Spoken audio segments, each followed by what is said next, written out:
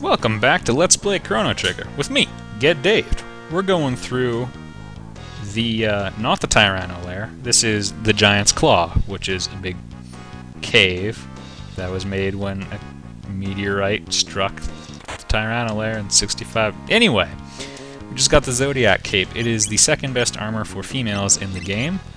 Magic defense plus 10, that's amazing. And really high stats, by the way.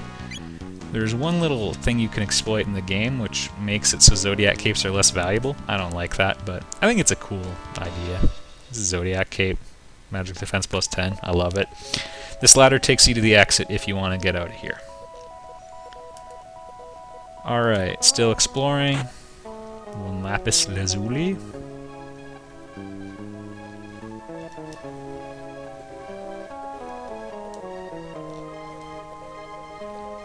I believe if you can get in there, you have to fall through a pit or something, but there's a tab waiting for us. So, note to self. Fall in that hole? We can't fall in that hole. I honestly cannot remember whether we gotta go right or left, so I'm gonna stick with right. Looks like I chose wisely. There's a bunch of rubbles. Magus has a really good hit rate, but I think we're gonna need Ayla for this. Everybody else I'll stick with. Actually, yeah, let's give it a shot.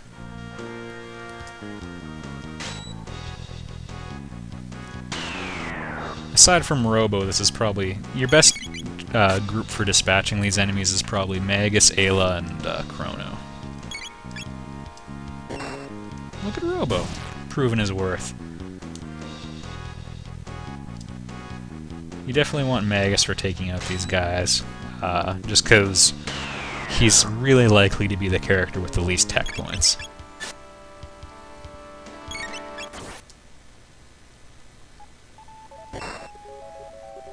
Ah, it's so much easier now.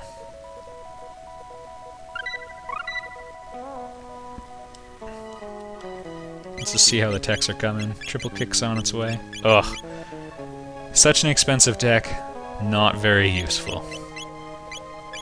Yeah, everybody's super far away on their last one. Alright, except Chrono's coming along quite nicely. I have a feeling that if I flick this, I will be falling in a hole. I'm just going to check out the other direction first. One note on rubbles, when you kill them, they are permagon. I'm just going to switch Chrono back in here. Ayla will get lots of other chances to get lots of levels.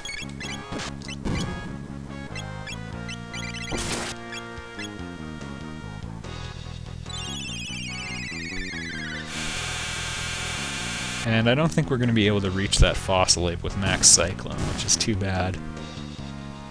Now maybe? Come on, you gotta be close enough. Alright.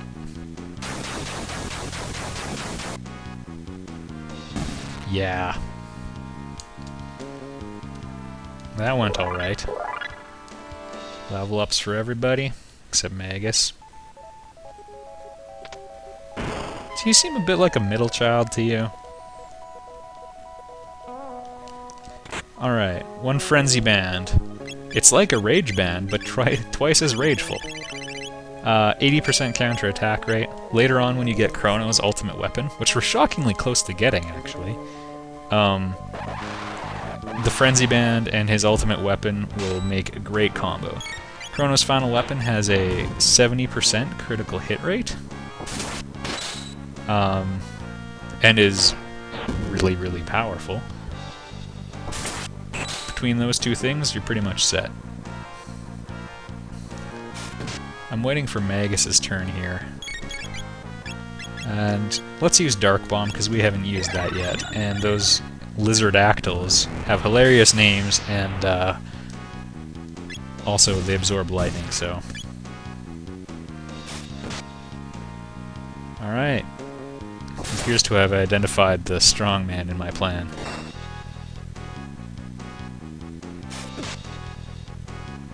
Probably should just stick with Max Cyclone. Oh goodness, he's tearing Robo apart.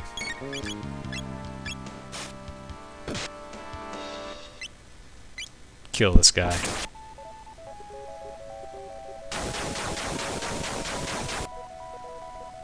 What a great move.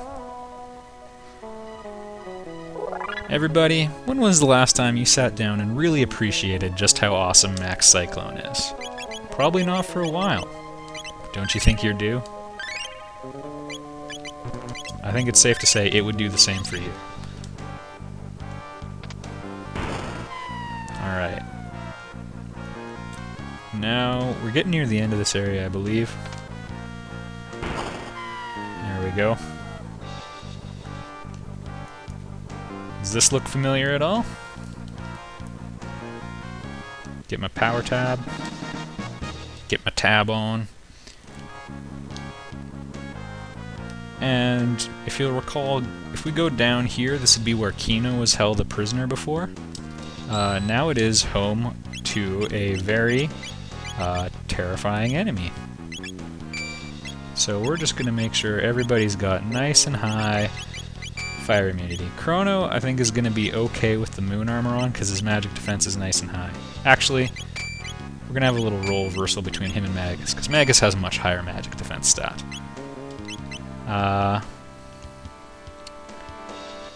That should be good. I'm also going to change Robo to the front of the party.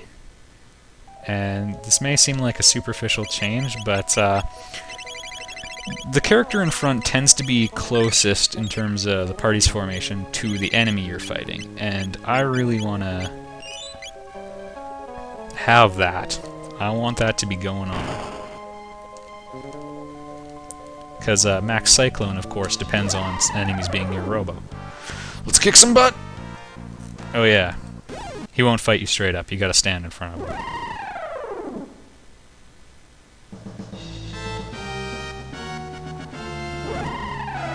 Yes, you're very scary.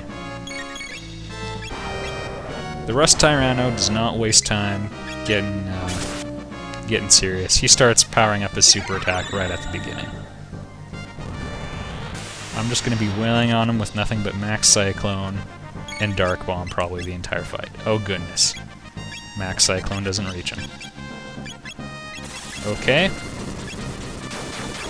Make that Uzi punch and confuse.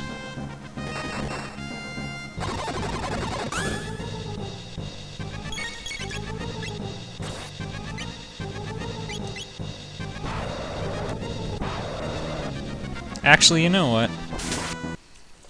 I don't want you guys to get bad impressions on how to fight this guy. That strategy's going to take way too long. You know what's going to make a really quick work of him? We're going to change up this party, drop Magus, he got lots of MP, bring in Marl and Frog, we're going to triple tech this sucker to death. And by triple tech this sucker to death, we would need Chrono. Alright, because I'm also changing up the parties, we need to do one little equipment adjustment.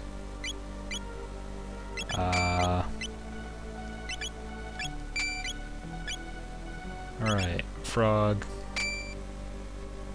you get the red mail, Chrono, you have the ruby armor. And Marl is probably okay with that, but we'll give her a wall ring just to increase her defense even more. So now she's got wicked awesome magic defense. Alright, let's just shred this guy now. Seriously, this will probably be faster than, you know, going through the entire fight with those other guys. It's the problem with bringing Magus along, you know? You just lose the diversity of attack options.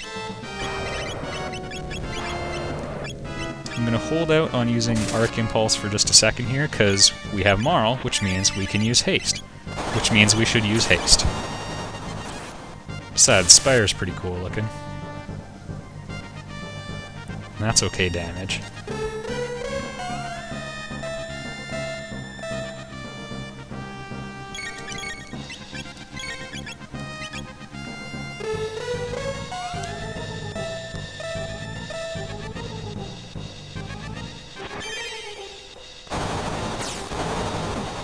It's also nice because Marl and Frog both have their ultimate weapons. Marl's probably not going to be doing too much of the physical attacking, but Frog's physical weapon will be working into the attacks quite a bit.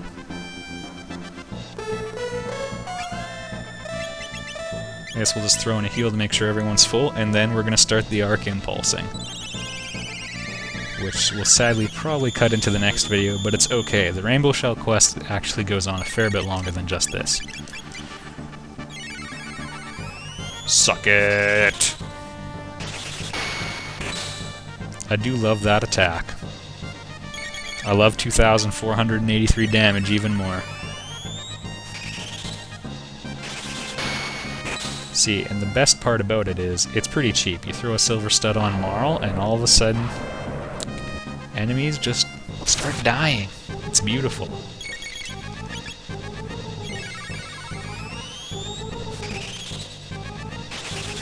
Alright, we're probably going to have to cut it here, but this guy won't be around much longer. I'll see you next time.